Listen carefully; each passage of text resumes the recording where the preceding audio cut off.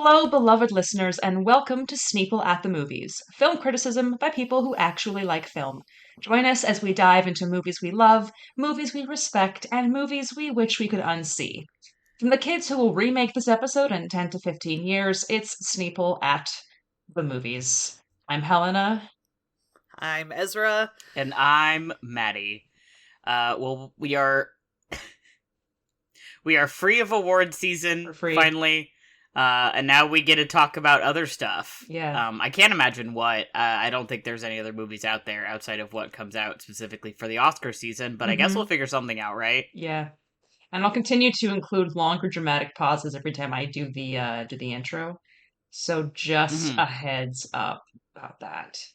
Well, I mean, as Ezra said, it's World Theater Day, so you have to make it, like, appropriately dramatic. This is true.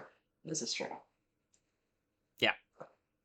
This is your new role, is reading all the intros and outros for all of the Infinity Break podcasts. Sorry. Oh, okay. Well, could be worse gigs.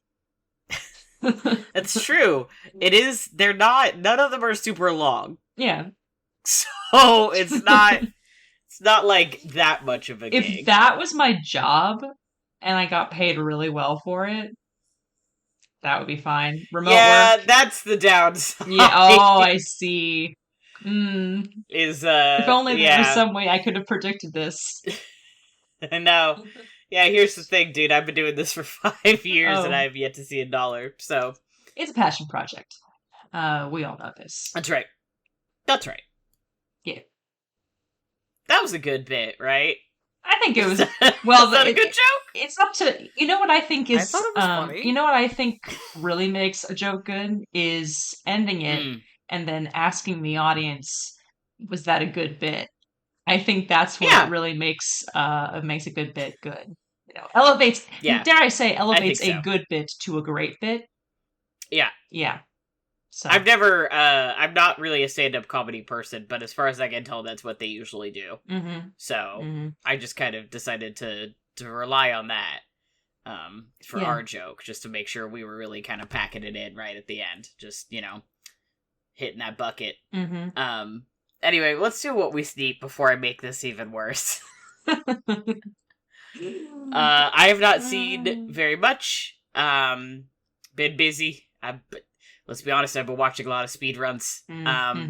But I watched, as a very interesting double feature, I watched Captain America, The Winter Soldier, and The Crow 1994, back to back, because I was hanging out with friend of the podcast, Leia, and I was like, "Hey man, would you watch Winter Soldier with me?" She was like, "Yeah, of course." Watch that. And she was like, "You want to watch The Crow?" I was like, "Yeah, alright." I don't know. I had fun. Love Winter Soldier. It did make me sad. One, because that movie hurts, and also because I was like, man, remember when the MCU was, like, fun? Pour one out. Anyway, and then I very much enjoyed The Crow. It is some crazy goth bullshit. I love crazy goth bullshit. And then I saw Late Night with the Devil, which came out last year. I don't know if I saw, like, a re-release or if it was just still in theaters. I have no clue. My friend, basically was like, "Hey, you want to go see this?" And I was like, "Yeah, I've never heard of this, whatever." It was a Shudder release. And it was really good. It was really interesting. Very horror, very interesting. There were 4 of us. 2 of us were like, "I think I need to chew on that one for a little bit. I really need to think it over." And Leia and I were like, "That movie was great." I loved that. One of the only movies that I think could be improved by watching it on a TV, actually. It was very good on a big screen, but I got to the end and I was like, I am dying to watch this again on a television. Because of the format. The idea is that it's all almost like a documentary, including in-universe footage of a late-night TV show from the 70s, like one specific night of this late-night talk show from the 70s, which then also includes some backstage footage. So it's all supposed to be like, you remember this horrible night that happened in the 70s on this show. Here's all of that footage combined with some old footage we found. So the idea is that people were watching this at home on their TVs. And I think the idea of that would work even better if I was actually at home in my living room watching it on my TV. And I think that, like, 'cause Shudder is a streaming service, I think that is probably what it was intended for originally. So, very enjoyable, very happy that I saw it.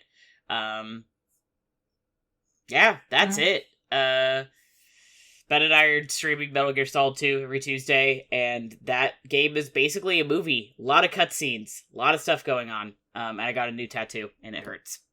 Right. So that's me. I have heard, the only other thing that I have heard about Last Night with the Devil is people have been talking about the use of AI on the little, like, intro title cards, I think. There's, like, these things that, like, have little skeletons on them or something that I think they show, like, we'll be right so back they have or something. the, like, we'll be right back because they're doing the commercial breaks. Right. In between, like, here's a word from our sponsors, and then it'll say, like, we'll be right back, or whatever. Pretty typical, late night TV stuff. Yeah. I've not heard about this at all. Yeah. It was, I mean, I don't know. I just saw something about it on, like, an article about it. I didn't actually read the full thing. So I should probably do that. But the concept of it sounded really interesting. So it's kind of like, oh, I hope it's not, because I really, from what I heard about it, it looks really, really cool. It is. Yeah. I really liked it. Yeah. And I love that actor. I never know how to pronounce his last name. The lead actor, the guy playing the actual host. The actual host, yeah, David. I don't know how to pronounce his last name, King. I'm sorry. I get intimidated by it whenever I see it. I'm like, I don't. It's probably something like really simple and obvious. He was very, very good. Yeah, he's in Last Voyage of the Demeter too. Well, shit, that's a movie I already wanted to see. So there you go. Yeah, he was great. I came. That was another thing where I came out and I was like, God, I'd love to see more stuff with him. Mm-hmm. All of them were great. I hadn't seen basically anybody in that movie before, and it was a whole cast of very strong performances. So yeah. I love that. I love meeting new people. Yes. Yeah. All new friends to see in other movies. New friends. That's right. Put in my pocket. That's what actors are. That's right. They're just my little friends that I put in my pocket and get to see later on my television screen. Mm-hmm. See, do you want to go or do you want to end a second terrible bit of the evening? I was just gonna ask, like, how, in terms of, like, my personal tolerance for horror shit, like, how scary was it? There was specifically one part that had ice cream. So that is something that you would want to look up, like, a timestamp for. I think it is, like, you kind of see it coming, but still I would just check. Yeah. There's only, like, a few parts that are particularly gory. And in my opinion, they're all, like, a little bit, like, campy. It's as the title hints, partially about demon possession, which for me, as someone who is specifically scared of that, I got in the theater, sat down, and then remembered what the movie was about, and then was like, shit! And actually I did fine. But, so the answer is, I'm not entirely sure. There's a couple points where I could think of where I'm like, oh. But a lot of it is just kind of the tension of, knowing that something is going to go wrong. I think a lot of it is really creepy, and then there will be suddenly moments of like, whoa, okay. That sounds like fun. Yeah, it was. As I said, I liked it. It's hard for me to give a good gauge of how you will do with it. If you want to watch it, I am happy to watch it with you as a buddy. I might give it a try. Okay. I'm trying to be slightly less of a weenie about horror stuff. Well, we could just kind of walk in the shallow into the pool and adjust as need be. You don't have to not be a weenie, I will say. No, I know. But, This is actually, briefly, I will say, watching horror in a movie theater, I forgot how annoying it is. Oh, Because there will always yeah. be people who laugh at parts that are actually supposed to be scary. Like, they treat a horror movie like it's a camp fest. And I'm like, man, this is actually legitimately, like, unnerving. Like, can you, like, buy into the bit for 2 seconds and enjoy the movie and not be like, like, come on. People are so annoying specifically about watching horror movies in the theater. Yeah. Some people shouldn't be outside their homes. Like, agreed. Like, until they learn how to, like, act, I'm just like, can we please keep it together? I mean, I know... If you're gonna go to a horror movie to laugh at, if you're gonna go to any movie that like, isn't a comedy, right? Mm-hmm. That is, like, asking you to take it seriously, and you're going there to laugh at it, and you're going at a time that isn't, like, I've gone to movies to be like, I'm gonna see this, and I'm gonna goof around with my buddy. I'm going in the middle of the day, in the middle of the week. I am doing everything I can to make sure that nobody else is gonna be there. And if I can't ensure that, bro, I'll watch it at home. Yeah. Like, because you never know what somebody else's experience is gonna be. Leia and I are seeing Brokeback Mountain in a theater next week, which I am admittedly a little bit nervous Brave about. of you. Because I haven't seen it since I was in high school, watching it, like, on, like, Mega Video on my laptop under the covers. So to see it, like, on a big screen is, like, I am imagining that I will cry very much. And Leia also made a point of, like, I'm a little nervous about how other people are going to act. Yeah, I mean, knowing how... Because I still remember when you and I went to go see Maurice. Jesus, don't you get me started. I literally thought of that as soon as you said that. I mean, where is it screening? It is at the... Oh, God. It's a theater on Hawthorne. It's the Cinemagic. Yeah. I think. Okay. They do for people who don't live in Portland. It is a second run theater, essentially. Yeah. That's almost exclusively what they do. It's very small. A lot of times when I'm like, oh, I went and saw Star Wars, I saw it there. Yeah. They do a lot of that kind of stuff. When I saw Evil Dead 2 and Army of Darkness back to back, I saw it there. They do a lot of that kind of stuff. Yeah. So they're like, that is and it's a one screen. Yeah, I kind of think of them as the Hollywood theaters, like Southeast, like cousin, like because they do. Yeah, if they're not the Hollywood super didn't far apart, but yeah, they're not like crazy far apart. Yeah, I mean, Cinemagic is a great theater, and like the Hollywood where we saw Maurice is a great theater, and it's just like no matter what you do, despite having like great programmers who are willing to bring these amazing movies to people, you're always going to have people who just can't. I don't know what it is. Like, and there's some parts where like when I went to see Lawrence of Arabia, New York rep audiences are also just another class of crazy when it comes to watching movies in an audience. Like Lawrence of Arabia, there was some of it where I was like, I'm glad we're having a laugh about this because this is kind of funny. But then it got to the point where I was like, are we sure about laughing at this part in particular? Especially when we got to the second half of the film and they kept laughing at a certain part where I was like, do you guys actually know what's happening in this scene? Because I don't think that you do if you're laughing at it. And just I feel like I probably yes. Oh man, really? Yep. Come on, guys. Yeah. So that was interesting for me because I was like, we do know what this scene is. No, they don't apparently. I know that some people laugh as like a response to feeling uncomfortable or feeling scared, and I get that, but like check that. There's a point where you have to just like let yourself be vulnerable, right?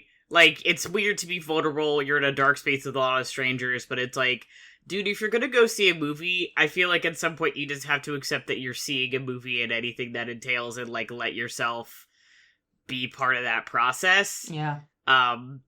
Especially if you're seeing something that is, like, fairly serious at points, or fairly, like, impactful, or whatever. Like, I have not seen Lawrence of Arabia, so I can't speak to that, but, like, for me, Brokeback Mountain, which was really formative. Same and, movie, like, basically. I haven't seen it in 13 years, because I've been afraid to, like, experience the things that it made me feel again, and specifically told Leia, I was like, I'm glad I'm going with you, because I couldn't do this alone. Like, going with another queer person, so I, like, will feel safe doing this. Partially because I'm afraid that people are going to start fucking laughing. I mean, you know? I have to hope because of the way that Brokeback Mountain was treated when it came out, which was basically that, right? Where it got made into the butt of a lot of jokes while simultaneously receiving a lot of critical acclaim. And the more critical acclaim it got, the more people tried to make fun of it. In 2005, which was a very different, I mean, we still obviously live in a very homophobic time, but living a very, very weirdly homophobic time, the 2000s, like in a totally different way than we are now. I have to hope that people going to see it are going to be conscious of that and not react that way, but that may be it's expecting more from people than they deserve. But I don't know. We'll see. We'll see. I or you'll am see seeing and it, you'll like, tell me literally a week from today. Yeah. I just got the notification on my phone saying, you know, remember, you're gonna go see this at, like, 6 next week, next Wednesday. So we will see, but that is something that overall we have talked on the show a bunch about how annoying that is, and was annoying, to tie it all back in, watching a horror movie where I'm like, oh my god, this isn't funny. Like, you do understand why this isn't funny, right? This is supposed to be they're trying to, like, build tension here, and I could tell it was the same, like, 3 groups of people kind of scattered through the theater who were like, I'm here to have a laugh, you know? And I'm like, oh my god, go home. Yeah. Go home. Like, I know if you want to have a laugh at horror, like, this isn't even, like, a goofy-ass horror movie that you're like, it's supposed to be kind of funny and that it's campy. Yeah. I know that there aren't, like, a lot of great comedies that come out nowadays, but, like, there are comedies if you want to have a laugh. You want to go see it. Like, you can do that. Thrilling news. Yeah. There's decades worth of comedies that you can go back and watch. There's so many funny movies that you can watch. What a world. Yeah. Isn't that beautiful? Wow. Anyway. That's what I saw. That's what I'm seeing next week. Yay. Lot going on. Yeah. On next Sneople, I will have seen that and had a week to kind of chew it over, think on it. Hell yeah. I got sick as shit last week. I'm still a snot monster. The cherry trees are blooming. They're very beautiful. My body thinks they're trying to kill me. Maddie, thank you for editing out all of the me hacking noises.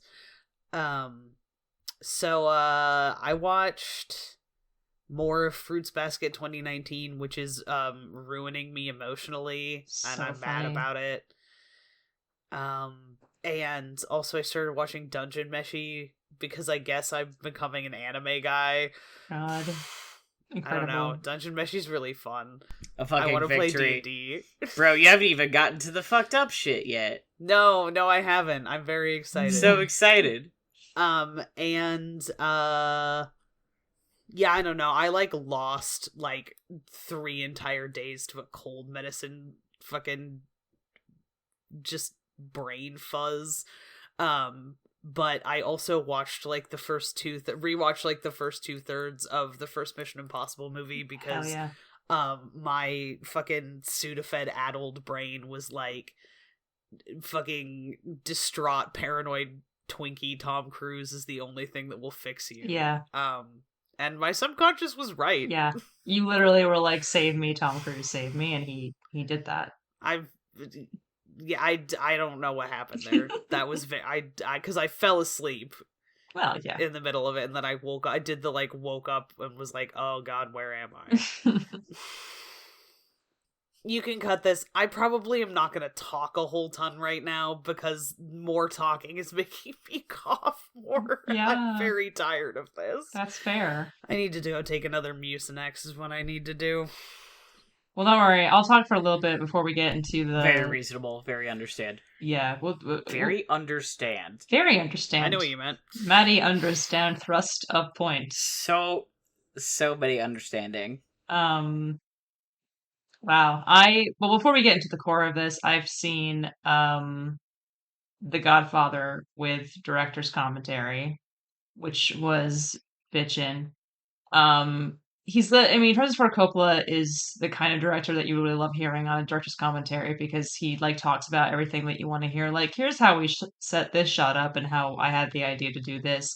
But he's also talking like every 5 minutes about how, and so at this point they were going to fire me because of XYZ reason, and this day they were going to fire me because of this reason, and then this day they were going to fire me because of that. And you kind of have to sit back and be like, it's a miracle that movies get made at fucking all. Like, it is the fact that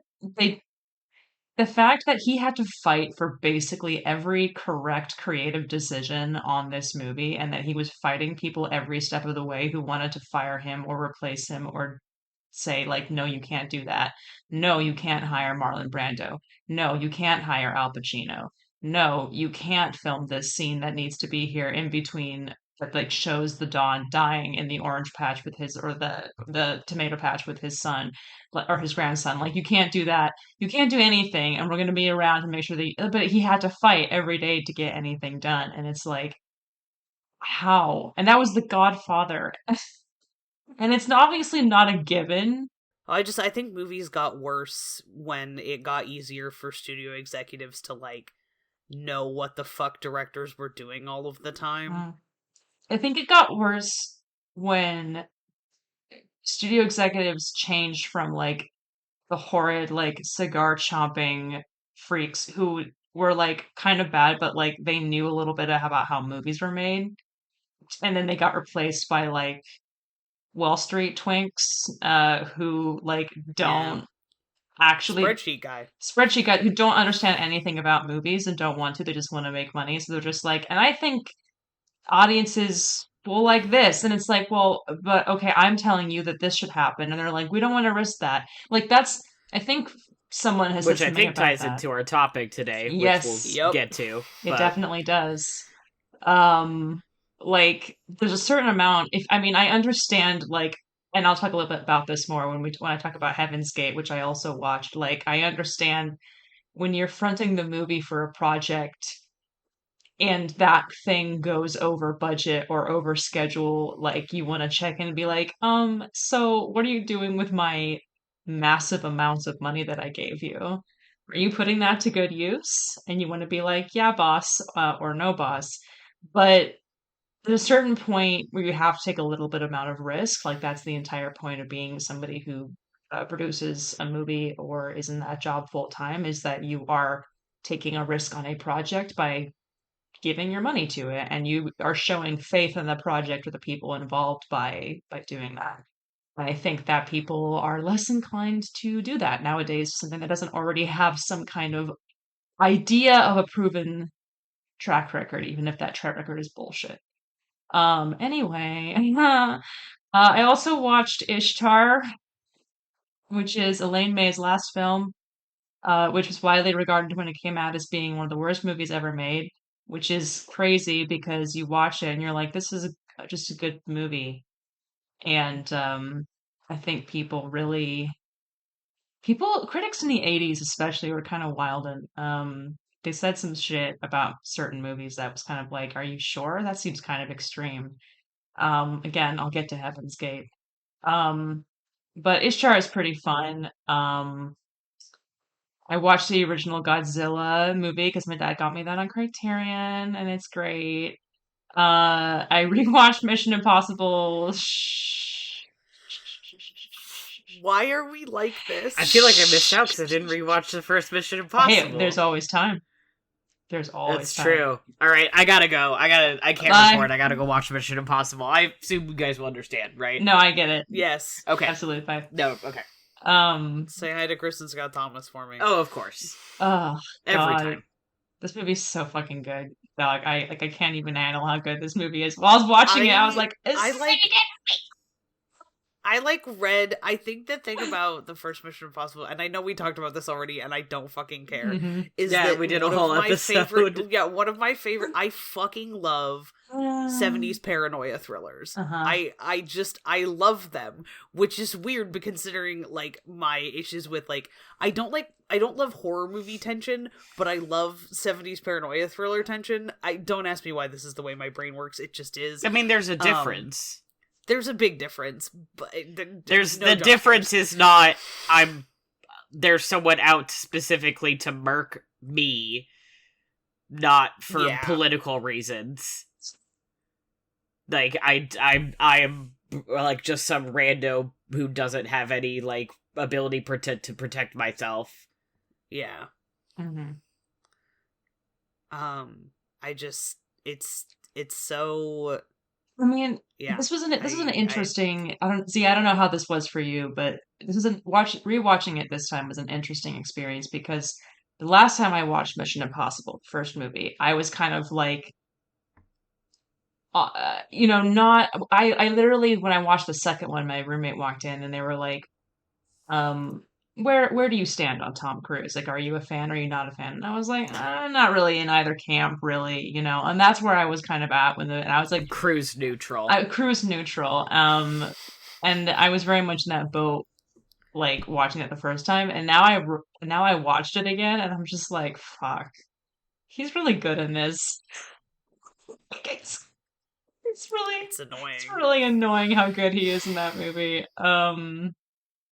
The whole scene, my favorite scene between him and Jon Voight, where he's like describing, he like tells him that the other guy the other guy is the mole, and he's like, yes, I can imagine, like, this is how he did it, this is how he killed him, while at the same time seeing in his head, obviously, like, oh, it was you. And how he has to imagine, like, then Claire is the one who killed Hannah, but his brain denies it, and so he's like, no, this is how that happened. Like, it's all, and you get to the end of the movie, and you still don't know how, if she was involved or not. Like, the level of filmmaking and acting and writing going on in that, I was like, this is crazy. I'm gonna lose my mind. Remember when movies were good? Hey, Brian De Palma, baby. Brian De Palma. Crazy stuff. Kino. That's Kino, baby. I rewatched Holiday, which is a remake. Which we'll get to. Great movie though. I got that on Criterion recently. That was my most recent Criterion purchase. And I'm very happy. I love that movie. I also watched The History Boys finally, which is really funny because I come off as a person who has already seen The History Boys at least 5 times, I think. Like when people meet me. This blew my mind. I, a person who know you very well, was like, what do you mean you've never seen The History Boys? Yeah. Like, what? I've read the play, to be fair. Okay, fair. Which is... Alright, legitimate. See, that makes sense. That does make sense. This puts the pieces together. Talked about The History Boys because you've read the play. Yes. I do know, I have read the play, obviously, like, and, the original National Theater cast being pretty much the same as the cast in the movie, which is so fucking funny. I mean, my Tumblr... not Tumblr, my Tumblr. I mean, what the fuck not? Tumblr exists anyway. My Tumblr URL is History Boys Alumnus because of the running gag of our attachment to the actors who are in this movie.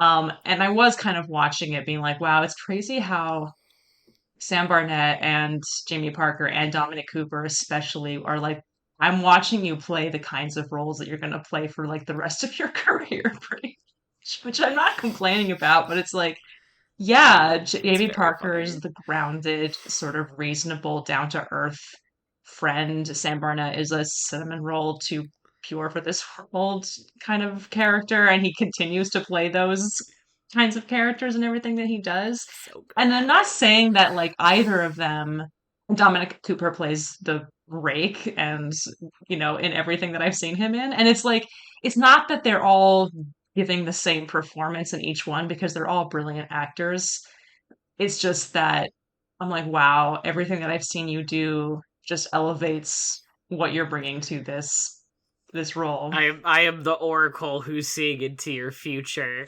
Yep. And I know. I can see. It does kind of break my brain a little bit. Out of all of these actors, James Corden is probably the most famous one. Yeah. That hurts me a little inside. But that's whack. Whatever. So weird. I still haven't seen it. This is one of my many failings. It's an experience. It's definitely, I do still have some issues with the script that I also had with the play, which are, I think, a lot of people's same issues, but it's an interesting piece, and there's some really great acting in it, and some really exquisitely written scenes. I was forced to recognize that, because I've been obsessed with History Boys for a long time. Yeah. I was forced to recognize retroactively that was a gender thing. And now of course it was, bro.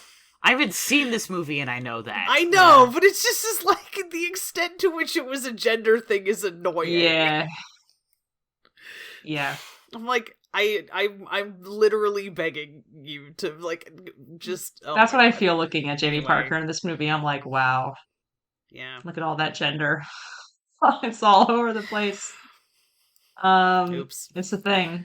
It's for sure a thing. Anyway, Stephen Campbell Moore showed up in the Can I say Apple it? TV Plus fucking pilots show, and I was just doing the hey, it's that guy, and my mom's looking at me like, why are you like this? Can I say something about him? Yeah, always. No, he's hot. He's very hot in the History Boys. Shocking no one, Helena finds this kind of person to be very physically attractive. Yeah, we know what your type is, Thank you. Anyway, I also watched Heaven's Gate, which is crazy ass movie, and I'm a fascinating story, and I'm really excited that I watched it finally. It was also, when it came out, much like Ishtar, derided by critics to be the worst movie of all time. And it bankrupted United Artists basically because it went way over budget and way over schedule and yada yada yada, destroyed several careers. And you watch it and you're kind of like, it's a very good movie. And I know that it was restored so that it looks a little bit different than it did when it came out. But I kind of feel like people in the 1980 when this came out were being a little bit too harsh. Anyway, the story of it is fascinating. I'm still watching and reading articles about the whole thing leading up to it and the aftermath of it and everything, because it's crazy. Baby Jeff Bridges. Oh, baby Brad Dourif is in it as well. Very exciting. We love to see it. Great cast. Looks great. Great movie. But what we're here to talk about is not that, because Heaven's Gate was an original picture. True. Yes. for what I just heard, yeah. Yeah. That was a great transition. It was. I wasn't sure if you were done with your list, so I didn't know where we were going. Well, I didn't want to mention the thing about blindly following you into the dark. Yeah, the thing about Deep Space Nine, the whole pregnancy plot of Deep Space Nine, I don't think is necessary to talk about here, because that shit's crazy, man. Real ones know. And yet you said it anyway. And yet I said it anyway for people to just to stew on, a little bit. Yeah, look it up on your own time. Watch what she's talking about. This is no longer our problem, I guess. Yeah. Wow, it's been a long time since I've watched Deep Space Nine. Patreon content. Patreon.com/Infinity Break. If you want to know more, give us some money and Helena will explain it in full detail. Yeah. Or you can read a Wikipedia article, that too. That also works. Or you can look it up on Wikipedia. Mm-hmm. And donate your money to better causes. Yep. Both are legitimate options. Mm-hmm. We're talking about remakes. Yeah. Is there anything else you wanted to add to your list? No, I don't want to add anything. Are we dropping off on the pregnancy plot? We're dropping off on the pregnancy plot. I mean, what was... We're talking about remakes. We're talking about remakes. What inspired this? I feel so defeated. Oh no. Don't do that. What inspired this was me specifically. I was watching The Crow, and found out, like, at the same time that, because I was looking something up and found out that they're, like, a remake of it is coming out this year, with Bill Skarsgård, I think.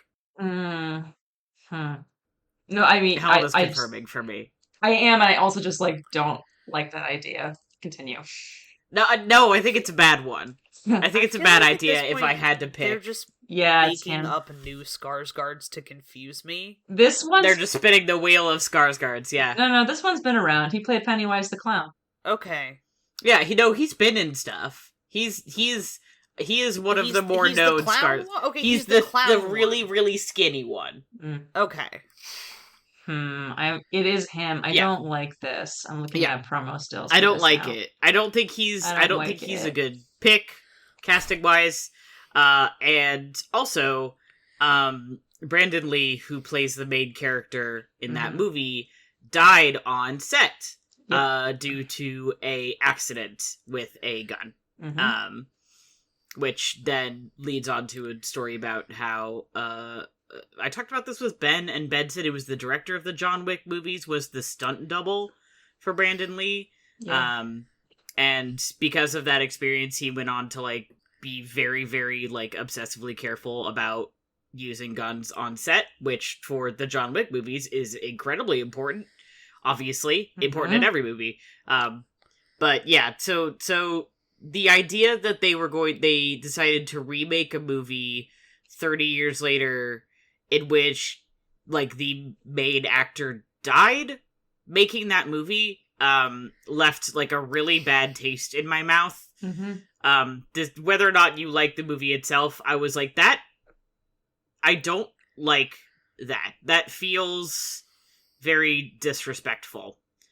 And then that just got me thinking on a topic that I brought up in previous episodes, I think more than once, the idea that because we've done remake rumbles and stuff, and that just got me, like, every time I say, like, God, why would they do a remake of this? And I just say, ugh, money, I know why. And then we move on. I'm like, we could do a whole episode about this, about, like, beyond just the, money. Like, what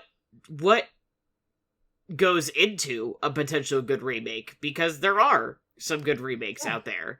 What is the thought behind them? What could impact creating a good one? There's a lot, I think, to kind of at least pick at there. But that was my initial thought, was just, like, how like, viscerally I hate the idea of a Crow remake even before I saw the movie. Yeah. And I know it's all just because they're like, oh, what people like? They love cult classic The Crow. Num num num. Money, eat it up. Which just is so, like, oh god, I just hate it so much. Well, it's a superhero movie, certainly, albeit a different superhero movie than a lot of people are, like, used to these days. And I wonder if that's part of the thinking. I mean, I know that, like, the original is based on a comic book, and so they can do the line of, like, well, we're just adapting it from the comic book. But it's like, okay, but you can make that argument about almost anything based on a book. Like, Jaws is based on a book. The Godfather is based on a book. When you remake another, if, God forbid, someone were to make another Godfather movie, you can't be like, no, we're not remaking the original Godfather, we're just doing another adaptation. Because at that point, it's like, yeah, but this already exists. Somebody already did that. And it's so particularly, in the case of The Godfather, is so particularly iconic that there's no way you can't remake or make a adaptation of the book without it being in conversation with the original movie. Yeah, and I know that I feel like comic books almost fall into the same category as plays in a way where, like, you can adapt Hamlet as many times as you want, really, because that's the same way it works in the theater, and you can adapt, you can try to make, theoretically, you can try to adapt different comic books into movies as many times as you want to, or like different superhero stories as many times as you want. Certainly people have. But like in the case of The Crow, as you've said, which is like iconic in a different way, again, like on a more cult level, but also no, primarily like outside of like its aesthetics and its cult status is known for that tragic accident. It really feels like that's on the same level of ignoring something that the circumstances around the movie itself. And it's just like, at that Yeah. point, it's like, I don't really think that that's something that you should touch. No. Yeah, it's whack. Yeah. And this is true of all remakes, is I think that if you're going to remake a film, you have to go into it saying, what are we getting out of remaking this movie? Mm-hmm. What are we doing? Are we remaking it in a way that makes it more relevant to the modern age? Like The Thing, for example, is a remake. John Carpenter's The Thing is a remake. And it speaks to the specific fear of that era of the loss of self. I've said that this is going to be my extremely belated birthday episode of a lot of movies from that time period that are so deeply afraid of, that are about, take place during the Cold War, and are afraid of the loss of individuality. And that version of The Thing specifically really took that idea and ran with it. I'm making it more relevant for the time period I live in. I'm also going to we're going to use these really interesting practical effects that we have our hands on now. There's a lot of different things that, like, I'm remaking this already iconic movie. What am I bringing to the table to make it new and interesting? Yeah. And the answer, and with The Crow, I'm like, if you look at it now, it still holds up. Whether or not it is to your taste, that is a separate question. But it's still pretty good. I'm not entirely sure, because I don't know what modernizing it, quote unquote, would really bring to it, especially because it speaks so specifically to like a particular era of like goth punk culture that is not quite as prevalent or strong in modern media, not in the same way. You know, like, it still looks pretty decent. There's not anything where I look at that and think, like, you know, I would really love it to be freshened up and given a new coat of paint, and I would love for it to be taken and, like, reapplied to, like, a different kind of subculture. You know, if they were like, we're gonna take The Crow and we are going to apply it to, like, I don't think that's what they're gonna fucking do. And even if they were, I'm like, I don't think you're gonna get anything new out of it. So, and on top of that, somebody died making that movie.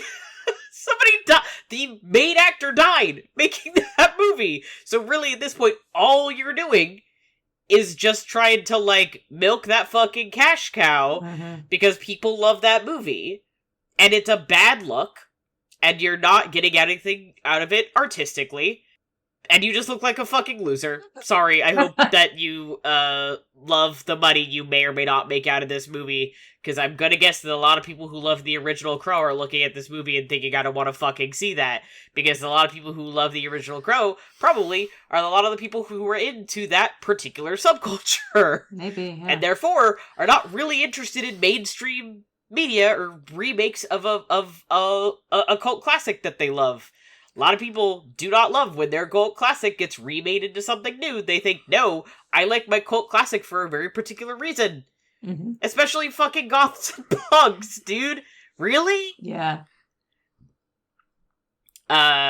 So, yeah, with The Crow specifically, that is my motion, but that is the overall kind of, like, guideline list of, I think, for remakes, that's what we have to look at, is, like, you know, what is it bringing to the table? A lot of time people just think, I like money.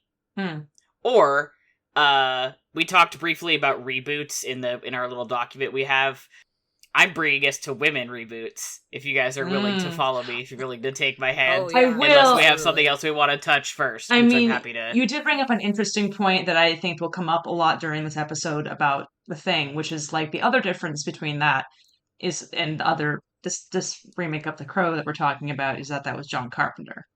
And the thing about John Carpenter is that he's a unique, I think, and a lot of people think, a unique visionary talent who has, Yes.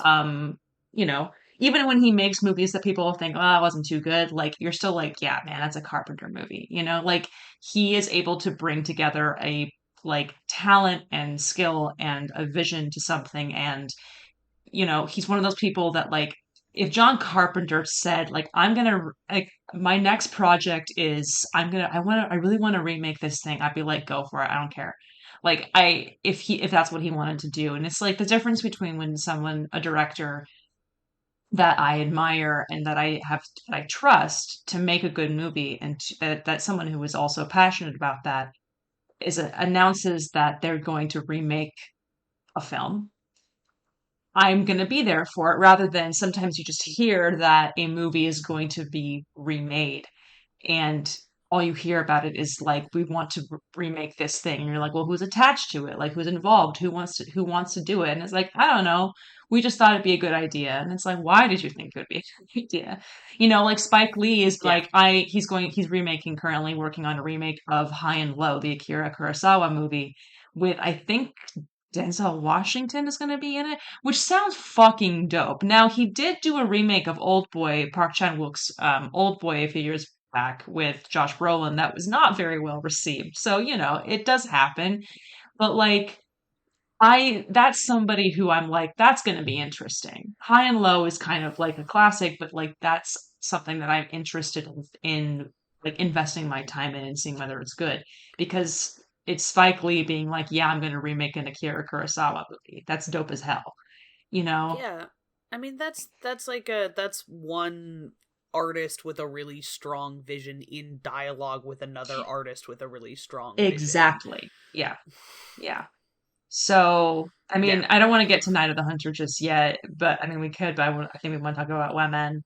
But same deal. It's just like, why? If you don't know why, like, even if the why is just, I don't know, I think it'd be dope. Like, that's fine. But just tell this, like, well, like, there has to be, why does it exist? You know, I don't know. Yeah, these people we've talked about are people who have, like, they have a particular, like, artistic touch and, like, clarity and understanding. And like you said, it's like, well, who's attached to this project? It is specific director wants to do specific thing, not company is making movie, which is a really, really clear difference. It is not artist remaking other piece of art. It is corporation churning out new piece of meat they hope you'll chow down on, you know? Yeah. Because one of those is at least has a chance to be kind of fucking cool, and one of those sucks. End of story. Yep. Hui. So women. I was going into, we talked in the doc about reboots, the difference between reboots and remakes. Obviously, oftentimes they can kind of come together. There's a thin line there. It just sort of depends. And I was talking about and thinking about, like, how often remakes don't have a clarity of vision or a clarity of purpose, or, like, what are you doing here? What are you saying? And I was thinking about, there was this particular period of time where they were doing a decent, like, they did at least a couple that I can think of, but I'm sure there are probably more that slipped under my radar, where the idea was, what if we rebooted a notable franchise but made the cast all women instead? Which on paper, yeah, I'm okay with that. I love women. I'm half a woman myself. They're great. But yeah, and then both times the selling point ended up just being, and if you want to yell at me on Twitter, good luck, I don't use Twitter anymore. the point ended up being, okay, great. So you're rebooting this movie. You're making it all women. What do you have to say about how things are different now with the cast of this movie being all women instead? Or specifically, are you not doing anything with that and just being like, and they're all women now, and that's okay. There's no difference, and the point isn't that they're all women now. It's just we wanted to change that up and have it be like it didn't have to be all men the entire time. It's got to be kind of one or the other. And the answer both times for me, especially for Ghostbusters, let me just drop the name Ghostbusters, was kind of like, women, yeah, women, joke, feminism, right? And I was like, yeah, is there anything else there, or is it just kind of like girl power? And the answer was no! And I was like, okay. Oh, interesting. Cool. But Chris Hemsworth was really giving it his best go. Everyone was giving it their best shot. Chris Hemsworth was like, I love being a himbo, and I was like, rock on, brother. Yeah, it seemed like everyone was having fun, which I love. But I was like, but what are you... It felt kind of like patronizing on a weird level. It was like, women, you love movies with women in it, right? I was like, yeah... Mm-hmm. Not like this, though. I also didn't love Ocean's 8. That's the other one on my list. I love all the Ocean's movies, and I feel like anytime I say I didn't love Ocean's 8, people are like, well, it's just because you like the other Ocean's movies, and I'm like, well, no, I actually was excited for Ocean's 8, and I really wanted to, like, give it a shot and, like, be like, cool, another Ocean's movie, and then it was like, I was like, I just don't... They felt like they just kept...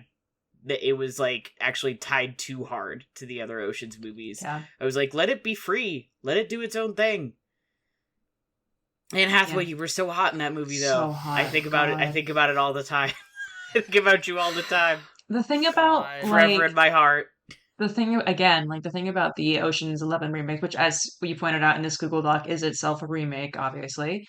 Yes. Is that, again, Steven Soderbergh is another director who I'm like, that's a guy who, like, we're doing the cuts. He knows what the fuck he's he's on.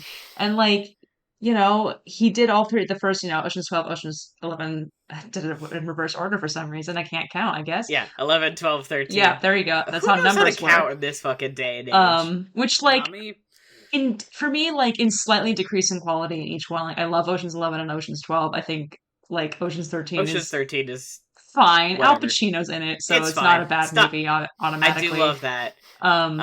It's not, when I go back, I watch Ocean's 11. Yeah. If I had to pick a favorite. Yeah. But the other two are fine. I'm like not mad. I won't throw them out of bed. Yeah, they're good, and it's like, I think because he really wanted to make a good heist movie, and so that's what those movies are. And Ocean's 8 was like, do you want a good Ocean's 11 movie but with women? It wasn't really about making a good heist movie or an interesting heist movie. It was just taking that joke of, like, it takes 8 women to do what it took 11 men to do, and then trying to play that out for, like, the entirety of the movie. And it's like, okay, but that's funny and true, sure, but, like, also where it ended up kind of feeling like you couldn't find 3 other women.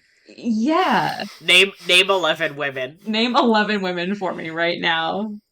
And not one of them is Elliot Gould. Like, it never ended... Yeah, it sad. It never felt to me like I never got the concept of it takes, less women. It was always just like, you just couldn't find enough women, could you? Or like, this movie doesn't need more women in it. We're gonna just take out some of the characters so there's less women in our women movie. You're right. It felt like an Ocean's movie, but with women, not a good heist movie. Yeah. Which is what I wanted out of it, and that was really fucking annoying. Yeah. I didn't see the Ghostbusters Women movie, but Every time they It was fine. I play, saw it like once or twice. yeah, I mean, every time they play the new Ghostbusters movie trailer, which I had to sit through a couple of times. I have really bad secondhand embarrassment when it comes to movie trailers, and there are some movie trailers where like I don't want to be forced to watch this. I feel trapped right now. And I literally I think I went to see the fucking Taste of Things and they played a Ghostbusters trailer and I felt like I was being whacked over the head with a foam bat. I was like, they're why? putting that trailer in front of literally everything. Everything. And I'm just like, and it's so guys, this is not a marketing serious. strategy. And I'm just like, wow, why? Where did you get this? Like, I watched the original Ghostbusters, and it's just, again, as I said earlier to you guys off recording, the one of the most deeply unserious movies ever produced. Like, it's a comedy. Like it's not very serious. Dan Aykroyd gets a blowjob from a ghost in it. Like, Yeah. like it's not. Forgot about that. Like, well, it's not as how serious could you forget? It's not because I haven't seen it since high school. It's the only part I remember some days. It's it's not a serious movie. It's got this like status as like this is one of those like classic nerd movies. Like this is a the cult classic incredible. And I'm like, dog, listen, for real? It's funny because it's Dude? like, yeah, people will literally talk about it. It's true that when it comes to nerd culture, there are people who would talk about it literally in the same breath as like Empire Strikes Back, and I'm like, okay, we need to slow our roll here a little bit. Now hold on, putting those two movies in the same category because that's not true, hun. That's not true. It's a fun movie. I have a good time when I watch it. Like Sigourney Weaver is very hot in it. I get it. Like great Rick Moranis performance. But like there's several very funny people and I laugh when I watch it. But to talk about it like it's this masterpiece, it's just worthy of reverence as well. Like on the level of like of Empire Strikes Back is so funny. And you get away from her. Get that movie away from her. I won't stand for it. Yeah, crazy stuff, man. Anyway, I hate that trailer so much. But at the same time, it's like it also has like weird little stunted jokes in the trailer too, and I'm like, what are we making? What are we making? Like it's like shaking the movie's shoulders desperately. Like, what am I supposed to be feeling while watching this? What tone are you striking? What are we getting out of this? Who is getting anything out of this, and what are they getting? Apparently a blowjob from a ghost, well, but that's a separate issue. Hey, if that happens in it, I'm seated. Consider me seated. But I don't think so. So I haven't seen this trailer because the last movie I saw in a theater was a horror movie, and instead I saw a trailer about a bunch of people trapped in a house with a vampire ballerina girl, oh yeah, which actually fucked. I've seen and that I trailer. very much want to see that movie. Looks cool. It's by the people who made Ready or Not, and Scream 6, the one I haven't seen. But this is the second in the second reboot group. So there's Ghostbusters, there's Women Reboot. And we're now in a second section of reboots, and this is the second movie. Yeah. How did I just miss? And it's a legacy whole sequel, other movie because it's like we're their kids, and you're like, I never once wanted to think about them fucking. Hang on, I gotta look this up. Are we literally now making or like maybe that they're a Ghostbuster? Nephews? It's about Ghostbusters nepotism? Yeah, I think so. I believe you have to Google this for me to see if I'm wrong. I believe Harold Ramis's character and Annie Potts' character in that movie, right? They be fucking. It's really great, right? I think it's like their kids or their grandkids or something. This is where I confess I've never seen Ghostbusters. Oh yeah, I forgot that the listeners don't know that yet about you. Yeah, Ghostbusters Frozen Empire. Yes, I reflexively that's the newest lie one, about having seen Ghostbusters so people will leave me alone. As you should. I've just never fucking seen the movie. So that's just like not a conversation I'm interested in. Anyone would be interested in getting into, quite frankly. team up with friends and become a Ghostbuster in this made-for-VR adventure. Girl, what the fuck are you talking about? I thought maybe I had seen it cut up for television a million years ago. I have not. Ghostbusters. Okay, the first one is Ghostbusters Afterlife, right? Okay, that's 2021. Blah blah blah blah What? blah. It's Carrie Coon film. Okay. This is Okay, yeah. news to me. Single mother and her children who moved to an Oklahoma farm they inherited from her estranged father, Egon Spengler, which is the Harold Ramis character. And then I guess stuff happens. And they're like, oh, ghosts are real. So I think it's less Nepo baby Ghostbusters and more just like, ugh, this is our legacy, I guess. What do you This is this is like a my bad thing better. to do with an audio medium. I want everyone just close your eyes. Listen to the sound of my voice. The people who are in the call with me can open the screen share I've just opened. Oh my god. I am on the Wikipedia page for Ghostbusters, just wikipedia.org/wiki/Ghostbusters. I've scrolled down to the thematic analysis section. And the first thing you see is capitalism and private industry. Which is how you know we're really fucking in it.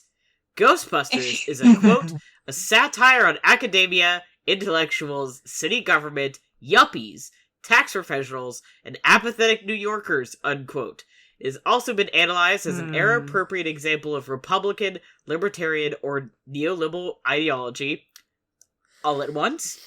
In particular, Reagan-era economics popularized by the United States President Ronald Reagan. Yes, that's why they call it Reagan-era economics. Somebody didn't check this. It just goes. And then we get into inequality, immigrants, and pollution. And then it's immaturity, which, okay. Sure. And then legacy. And cultural oh my god, look at how long this culture there's so much happening in this Wikipedia page right now. Just look up just look at the Ghostbusters Wikipedia page and you will experience so many things, beloved listeners. This is so much analysis for Ghostbusters, the 1984 film? I believe. Scrolling back up the Wikipedia page to clarify exactly what year this movie came out in. 1984. Nailed it. Yeah. Buckets. Nice job. Apparently, it got like a pretty decent... God, I just saw something that was like, wow, they really got that higher review? That's surprising to me. Yeah, Roger Ebert gave it 3.5 out of 4. That's nice of him. I was like, wow. Sure, I guess. Anyway, I looked this up because I was trying to find more about the fucking Legacy sequels, and instead I learned that apparently people do in-depth analysis about Ghostbusters. Also, yeah. I guess that there was a lawsuit about the Ghostbusters theme. Hey, well, sometimes I feel like I know too much about things. I feel like I know too much about Ghostbusters now.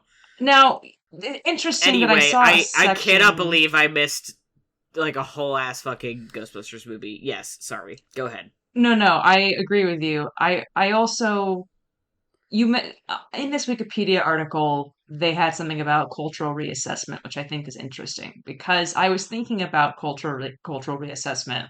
I've been thinking about that a lot lately, and so The Night of the Hunter, is a movie that... Oh, we're in it now, baby. Yeah, man, that came out in the 50s. I believe 1954 is the year that came out. Just off the dome piece. I'm not sure if that's entirely correct. I can confirm later. And that movie was not well received by audiences at the time. It was Charles Laughton's first movie and his last movie. He never made another movie because of how badly it was received, yada yada. If you're familiar with The Night of the Hunter, which we've talked about on this podcast previously before, you know all of this. And that is a film that that went through a long period of cultural reassessment. but it would, like Vertigo went through a period of cultural reassessment. Heaven's Gate, which I just talked about, went through a massive cultural reassessment after being acquired by the Criterion Channel and having it like be retouched by the director and everything. It's a Wonderful Life, obviously, went through that as well. And like, this is going to happen a lot in our history. Like, we're never going to, I don't think we can ever feel really secure about being correct culturally, like as a whole, or coming to a consensus about a movie. I think that you never know when consensus is going to change 50 years down the line about something. And I think that that's interesting and fun and not none of my business because I might not be alive for when that cultural reassessment happens, for movies that have come out today, right? I feel like there's something that's inherently offensive about a movie like The Godfather being remade, right? Where you're just like, but that's The Godfather, so why?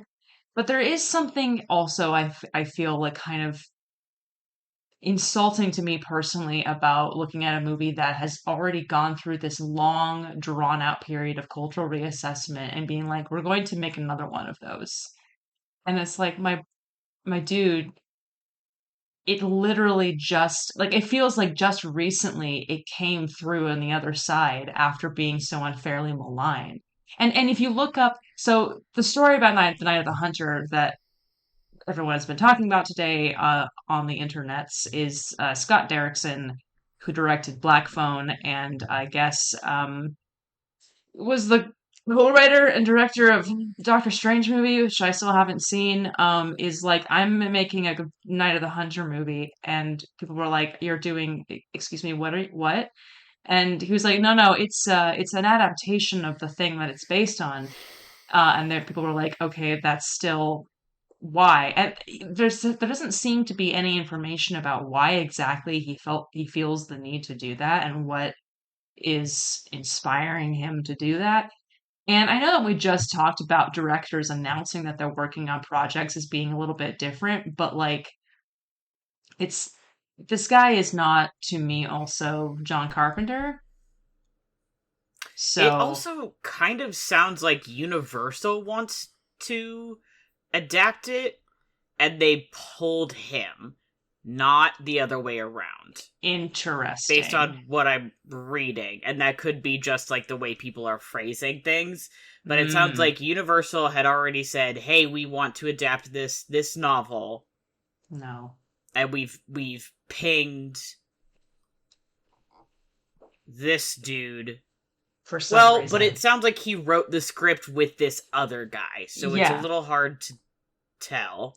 Yeah, because the other guy was on Twitter today being like, there was some stuff in the book that they weren't allowed to show to audiences in 1950s, so ours is going to be darker and whatever. And I'm just like, okay. Which, considering what the first movie is like, I don't really know where they could go. I was like, oh, you mean that literal nightmare about a child murderer? Darker? Like, sometimes I wonder if they think that we're stupid.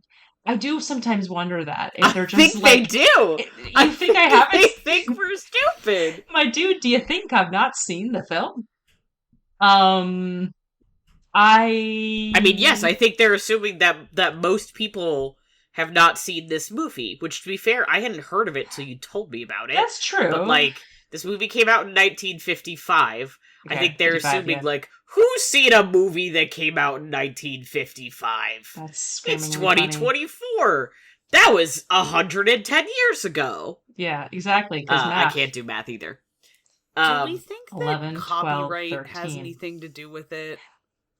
Like, that studios just don't want to let go of the rights to certain things. I mean, so they're like, well, we have to make another one of these. I'm not saying I'm right, but like, I'm just curious. I mean, I know that's true in like a lot of they made a situations. version of it in 91. Oh, the one with Chamberlain, Richard Chamberlain. Yeah. Yeah. Which makes me think that, like, I don't know, maybe. But it was like that. Wasn't that like a TV, like made for TV movie? It was. Yeah. So, I mean, like, that's put out by ABC. You know, it's kind of like the 12 Angry Men remake, where I'm just like, well, sure, but it's A, it's a play. B, it's like made for TV almost on that level, so it's kind of like, I'll allow it. I don't know. Also, it took place apparently in 91. They updated it so it wasn't during the Great Depression. Oh, I don't like that. Which I actually think is like kind of. I'm like, do I think it would be as good as the original? No. Do I think it should still be in the Depression? Yes. Yeah. Do I think it's at least an interesting try? Yeah, maybe. Sure, it's an attempt. I mean, there's something. I mean, we can't get into it. I've talked about Night of the Hunter so much already. I feel like people know my thoughts about it, and my thoughts about there's something We about. just talked about Ghostbusters for 15 minutes. Oh no. I think you're allowed to talk about Night of the Hunter some more. Okay. Well, I mean, there's something about the fairy tale quality of Night of the Hunter that does lend itself so well. I mean, I think you can, if you're a really talented person, I think you could probably find a way to transpose that quality into something set in the 1990s, or indeed any period of time. Um, but I think that, what is this now that you're putting in front of my eyes? Oh no. Oh dear God, no. This makes me. Maddie, can you explain to the listeners what you just put in front of my eyes? Well, first of all, I just realized the Night of the Hunter is on Criterion, which exciting for me. Did I get this already? Fuck. This is a tweet from Jeff Snyder. In case you missed it, my casting suggestion for Night of the Hunter remake, in which a psychotic con man poses a tattooed priest. It'll never happen, but I'm still gonna CC Scott Derrickson for fun. Oh my God.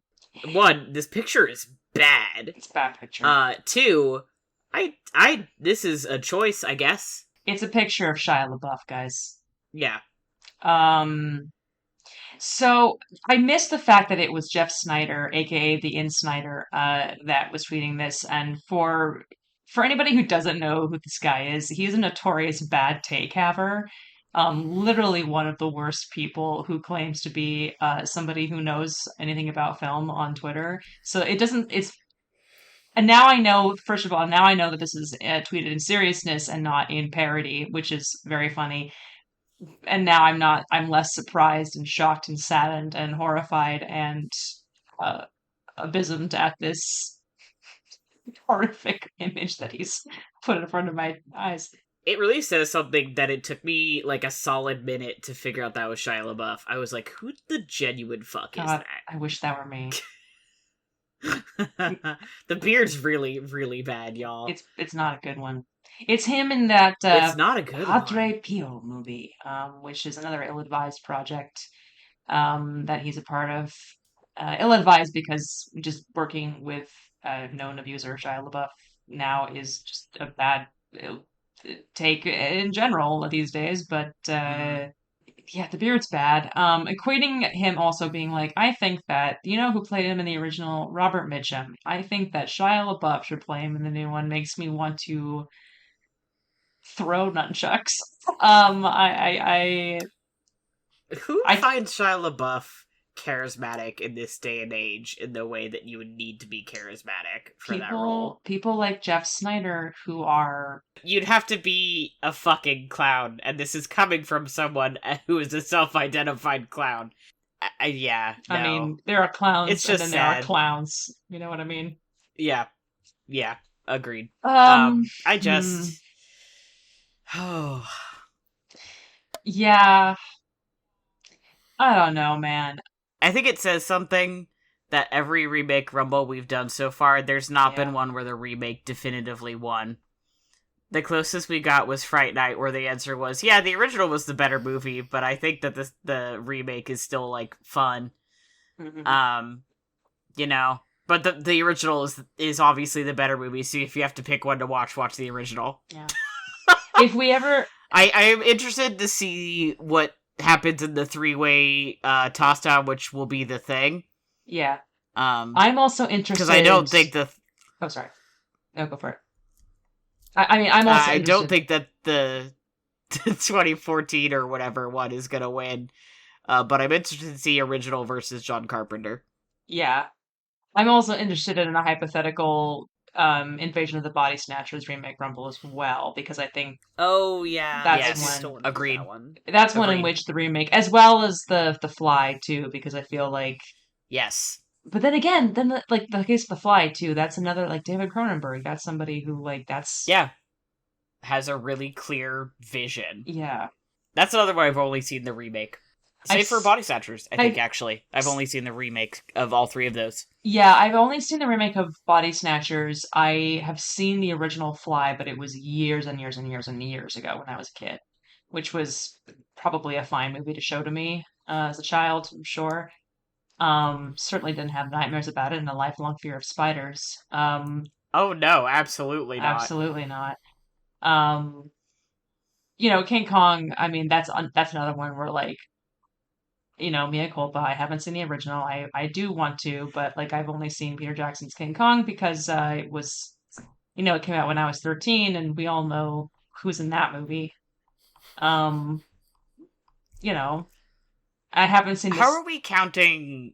I'm sorry. No, you're fine. My thought was done. How are we counting things like King Kong or Godzilla where they are just kind of like, there's always kind of continuous new entries into the canon? Well, I feel like in the case of Godzilla, right, it's a twofold because you have cases where like Americans are literally, well, and Japanese film industry as well, as remaking the original story over and like has remade the original story over and over again a few times, but they have also done sequels to it as well. I mean, there's like Godzilla is in itself a franchise of like different stories.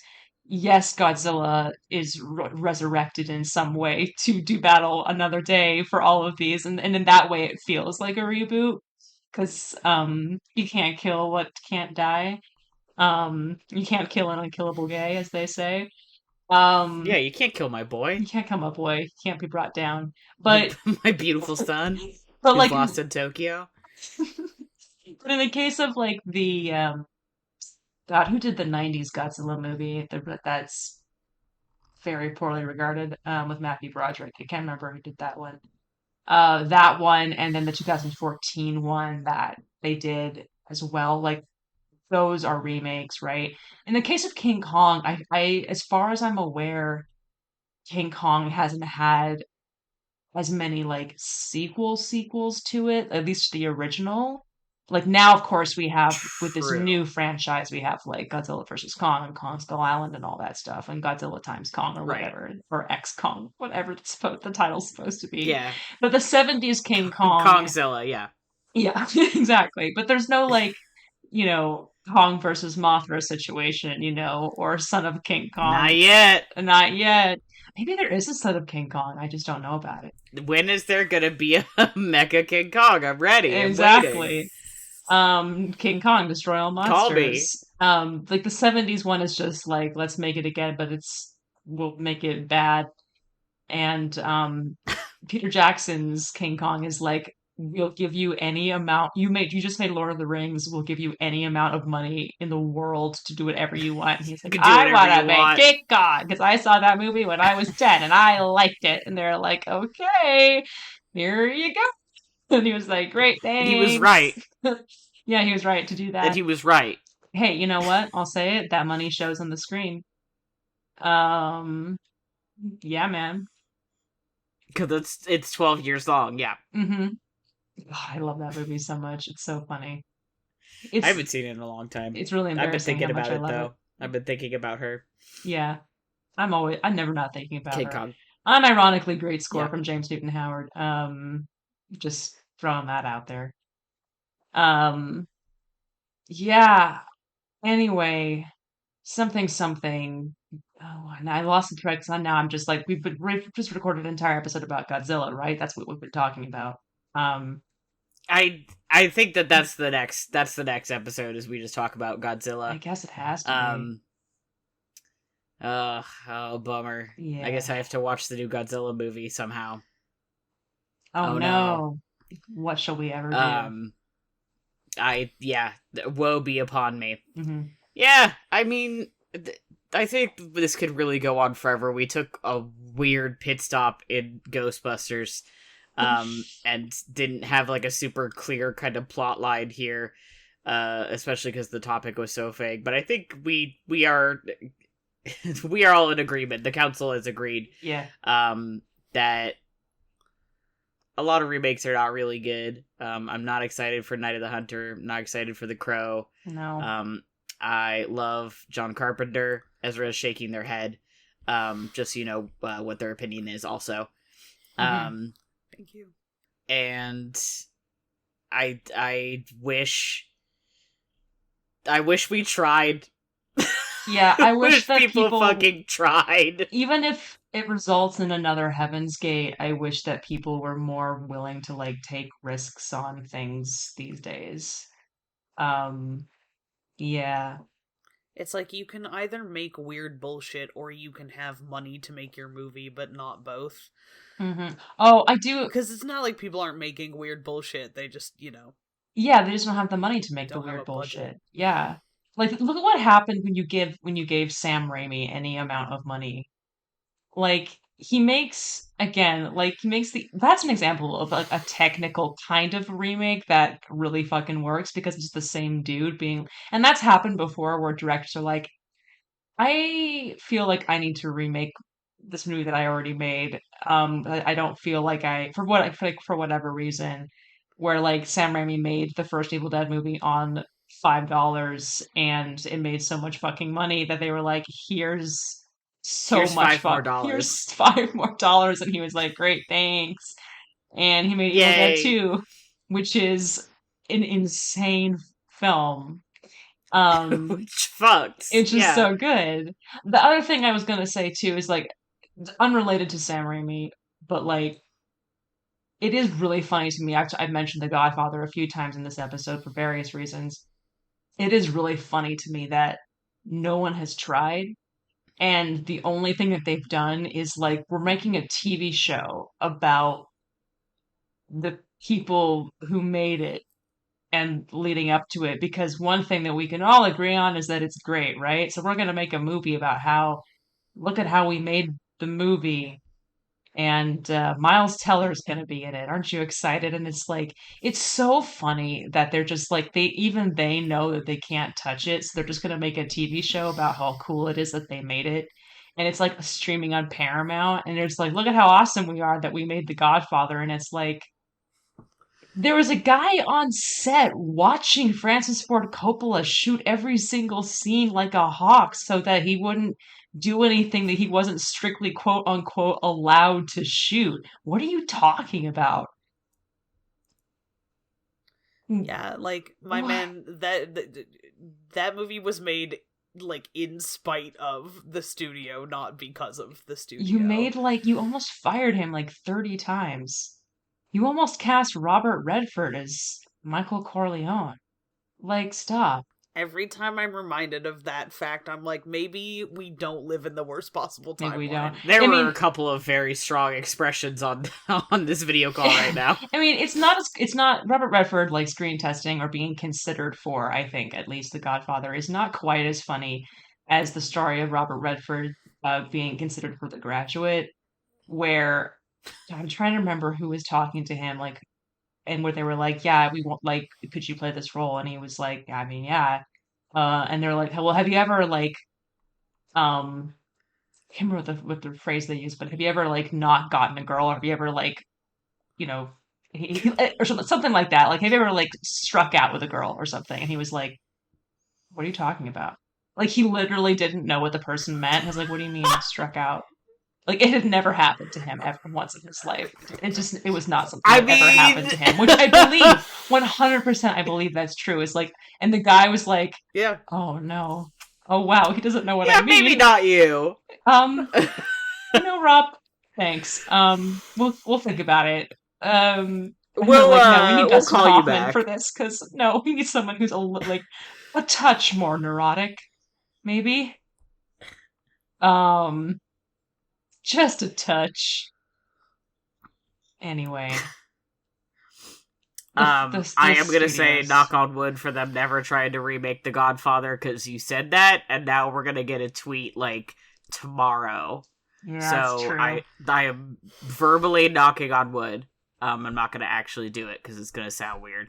Mm-hmm. But they're not going to. They already remade Jaws, right? They already did that one? Well, I mean, there's sequels. I know they made a bunch of stupid sequels. I couldn't remember if they'd actually decided to, like, give it a full remake, though. I don't think they have. Okay, well, God willing and the creek don't rise, they don't do that either. Mm-hmm. They're gonna do a Jaws Legacy sequel instead. Oh. That was my monkey's paw deal, as I said, I hope they don't remake Jaws, and instead they're gonna do a Legacy sequel, like Jurassic Park. Oh, man. And I'm gonna collapse. Sometimes I just think about the Jurassic Park reboots or whatever, legacy sequels. Yeah. Jurassic World, the baby. The summer of Chris Pratt. Think about my parents going to see Jurassic World and my dad walking out of a movie theater and calling me. And he's like, hey, were you planning on going to see that new Jurassic Park movie? And I was like, not really. He goes, don't. It was awful. That's so funny. My More father power hated that to your movie father. so much. Like, I love my dad. He is a great guy. He is very opinionated, and every once in a while he's just like, I have to save you from making like don't do it. This is like my War Don't Horse go story. Have I told you about that? Hold on. The War Horse story? Speaking of Spielberg. Remind me. A bunch of my family was like over at my house for some reason, like my dad's side of the family, and they were all gonna go see a movie. And this was 2012, and what was playing at the movie theater at the time was at the movie theater near my house, the Roseway RIP, was War Horse, Steven Spielberg's War Horse, and they were like, Helena, do you want to go see that with me? And I was like, I don't know. I think I'm good. And they're like, really? It's a new Steven Spielberg movie. And I was like, yeah. And I had seen the trailer for it, and I kind of had an idea. And I was like, that's a sad horse movie. And it looks, may Steven forgive me, it looks schmaltzy as hell. And they were like, okay, well, we're going to have a great time going to the movie theater. You're missing out. And I was like, pretty sure I'm not. Have a great time. And they went to see a movie, and they came back, and they were like, Helena, that was so bad. I can't believe that we didn't listen to your warning. Basically, they basically were like, "You're the Oracle of Delphi," and I can't believe that we didn't listen to your warnings, Sandra. Yeah, you were standing at the pillars. Cassandra. Yeah. You got hit with the red dodgeball of prophecy. I really did. Maybe they were overreacting because they saw something that they were expecting way more, and they got much to be less really than good, and promised. it ended up being not. Yeah. It is Steven Spielberg, but it is also the period of that movie was time. Extremely schmaltzy and melodramatic, and I cried a lot. I'm sure. I mean, it's also I have not seen it. It's during a period of his filmmaking. I'm like, yeah, I mean, that makes sense. Also, Ezra, like, I don't want to. This is complimentary. It is definitely a movie that I feel like you would enjoy. It's like catered to you a little bit. No, that's fair, because the thing about me is that I watch bad to mediocre World War I movies, and I just get to experience my own personal World War I related emotions, in a way that doesn't really have anything to do with the movie. Yeah. Sure. Also, I mean, I was never really a horse girl, but I love animals. Me too. And it's a lot of sad shit about people bonding with horses that then the horse dies. Yeah. Because it's the trenches, and we because mulched it's a lot war. of horses.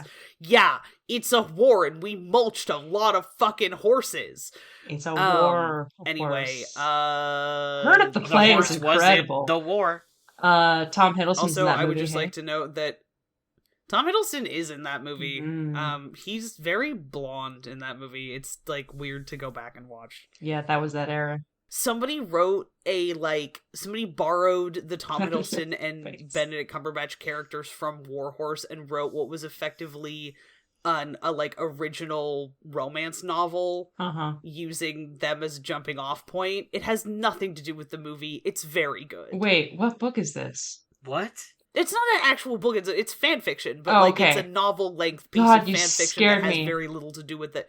No, it's not a fucking Raylo publishing situation. I mean, this sounds better. I was like, can I get this out of the library? I thought you were going to say that this is what Think of England was based on or something, and I was I like, can send whoa. it to you. Sure, now I'm curious. Because it's legitimately very good.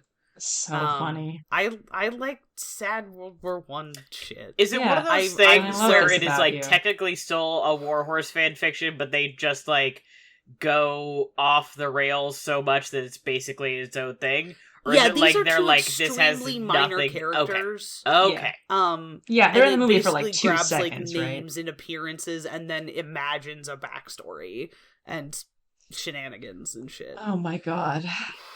The world is a beautiful place. Yeah, it is. Well, that's my Warhorse story. Helena, the other day, this has nothing to do with Sneople. Yeah. But the other day we were recording Parascience and we needed to look up a jukebox, just any jukebox. And Ezra found the world's most beautiful website that had last been updated in 2002. Okay, hit it with me. Hit it with me. That is an extremely 2002 ass website. That it is incredible. It is, when you think jukebox website from 2002, this is what you imagined in your mind's eye. I'm so excited. At the bottom, there's a jukebox that you can click on to view all the different parts of the website. Oh my god. And it's a JPEG with a black box around it that's not like transparent, but you can't really see because of the background of the website. I wish you could see my face right now. I turned off my video because it was slowing down my Wi-Fi. Fair. Wow. Is that not the best website you've ever seen? This is one of my favorite things I've ever done on Parascience. Ezra, we have 30 minutes of edited audio so far. I have had to cut out at least 15 minutes of audio, and at least 10 of that is jukebox time. 2 separate sets of jukebox time. At one point, I just read out this URL so people can look it up on their own. And also at one point, I start reading the website out loud. Just in, like, my audiobook voice. There's so much information here. Like, I caused such a problem here, and I'm so proud. This is now I'm gonna cut this out of Sneople, too! God damn it! No, you can't. This but I just had to show you this website. Oh, I had to I needed you to know. This is so beautiful. What a special little, like, window through time this jukebox website is. fills me with the same feeling that watching Ethan Hunt troll through Usenet groups the first Mission Impossible movie fills me with, which is, I miss the old internet. I miss sometimes the internet is still good, right? Like, sometimes there's still good shit. And sometimes you get a look back through time and space and you're like, 2002. I was 9. So happy that no one has claimed this domain yet, that this person is like checking in, is like, yeah, my jukebox site's still up. I will buy this to preserve it in a museum if need be. I pay for Sneople website that we don't use every year just in case because I'm paranoid. I'll buy this one too. I don't give a shit. Oh, I see. Which I will say, this does mean that if we ever want to do anything with a Sneople website, which includes some really, really stupid shit potentially, hell yeah, it's there. It's just sitting. It's on Squarespace. This is this website's beautiful. Anyway, we have to finish the episode. We do. I'll take us out. Don't cut this, I beg of you. It's so good, and I just want people to know how beautiful this website is. That there's something about if you want to know what the website URL is, you do have to subscribe to our Patreon because there's a 5-minute audio clip where I read the URL out loud. Yeah, this is my bargaining chip. But in the intro, it says, unlike other music sources, doing literally what you did on Parascience right now. The jukebox provides 3 sensory triggers to nostalgic memories, making them a wonderful and practical collectible for your recreation room. Sound, records which can be changed and then selected to meet your own personal taste and memories. Sight, the lights, special effects, and record mechanism actions, and feel, the physical interaction of selecting records. This is so beautiful. Yeah. It, made me, Ben, and Ezra all want to become jukebox guys. Yeah. I think I am a jukebox guy. I was like, I'll buy a jukebox. Yeah. I know, right? I'll go eBay.com. Jukebox. Juke production. There's table ones. You can buy. I You know. can buy I was little like, ones for I'm your really table. I'm really eyeballing the table ones. I'm thinking. I got plenty of records. I don't have any of the little ones though. I don't think. Well, the thing is, if you do, you have this website which has all the service manuals. So if your jukebox breaks, I have. Thank Unreal. you, Tom, wherever you are. Wow. This website lives on throughout history, and we love you. Thank you so much. This has nothing to do with remakes or reboots, but the important thing is that the old stuff's good. We love old stuff. We do. You couldn't reboot this website. You couldn't reboot this website if you tried. Something fundamental. Yep, No. it's perfect the way it is. Copy Sometimes it and save it the original like is perfect the way it is. Like this gentleman did. Like the person who saved this website and made a copy of it to host it so that it wouldn't disappear into, which is the same functionally as making a restoration of a lost film, basically, or a forgotten film, in my view. That's right. You can. That's right. Yeah, preservation is good. Preservation is good. Jukeboxes are good. Remakes are really touch and go out there. That's all I have to say, I guess. Any last thoughts before I take us out? There are at least 2 current manufacturers of jukeboxes that are making them to this day. Oh shit. Thank you. We should do another remake Rumble soon. Yes, agreed. Yes. I want to do the thing. I'm ready. Okay. I'm ready to do the thing. I can do that. I also really need to figure out my list for my extremely and deeply belated birthday episode. My next birthday is coming up quickly. I need to do that soon. Maddie, by the time we do this, it's just gonna be like you have to do 2 birthday episodes. Fuck! Look forward, all right, listeners. fine. Anyway, a double helping of Maddie. Yeah, whatever. Yeah.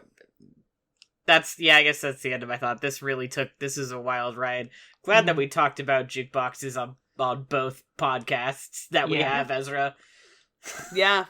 Helena, thank you for looking at the jukebox website with us. Thank you for sharing it with me. I feel so blessed. Thank you for being initiated into the mysteries of the jukebox history website. Thank you. I feel less angry now. I was pretty angry earlier about remakes, and now I feel enlightened again. We've spent a lot of time in the Ghostbusters pit, but now we've ascended to jukebox heaven. I'm free. And I feel like a little bit better. Yeah. Yeah. It's all good. It's all good. Everything's well. Okay. I guess everything's okay. Everything's okay. Get us out of here. Take us out on this good vibe. These good vibrations, if you will. Oh my god, I can't wait to find out what year that was number 1 on these jukeboxes. The year it came out, I bet. That makes sense, doesn't it? Anyway, guys. Thanks for hanging out with us here on Sneople at the Movies from the Infinity Break Network. Check out infinitybreak.net for more awesome content and come chat with us on the Infinity Break Discord. You can find it at bit.ly/I Infinity T Talks. You can also shoot us an email at sneopleatthemovies@gmail.com. If you've got a subject you want to hear us talk about, a movie you think we absolutely need to see, or your worst remake nightmare. I'm sure you heard a few of them tonight. Our Oscar-worthy music was done by Johnny Ronaldo, who you can find at Johnny Ronaldo on Twitter. Our glorious Technicolor logo was designed by Bethany Luthel. Check her out at blalaniarts.wixsite.com. If you enjoyed listening, please leave us a review on iTunes and share the show with your friends, your enemies, and your partners in crime. As always, thank you for listening, and we'll see you at the movies.